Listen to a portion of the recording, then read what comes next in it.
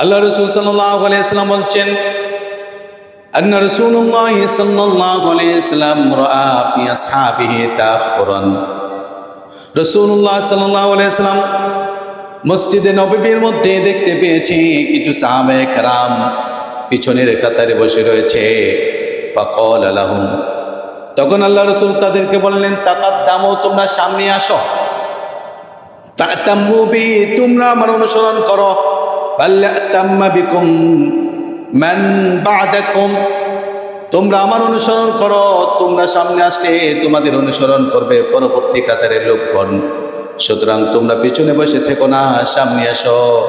এরপরে আল্লাহ রাসূল সাল্লাল্লাহু আলাইহি ওয়াসাল্লাম একটা কঠিন বক্তব্য দিয়েছেন, কথা বলেছেন।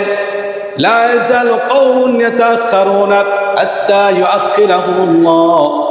আল্লাহর বান্দাদের কিছু কিছু মানুষ আছে যারা পিছনে বসতে ভালো পায়, পিছনে বসতে পছন্দ করে। আল্লাহ পাক রব্বুল আলামিনও তাদেরকে সব দিক থেকে পিছনে ফেলে রাখে। নাউজুবিল্লাহ। আল্লাহর কিছু বান্দারা আছে, কিছু মানুষ আছে যারা পিছনে বসতে পছন্দ করে, আল্লাহ তাদেরকে পিছনে রাখে, এরা সামনে আসতে পারে না।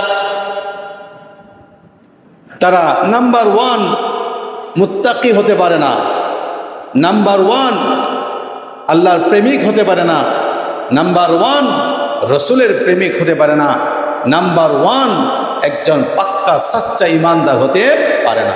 ইশারা ওই দিকে, সব দিক থেকে তাদেরকে আল্লাহ তাআলা রহমতের দিক দিয়ে তারা পরিপূর্ণ রহমত পায় না, পিছনে থাকে।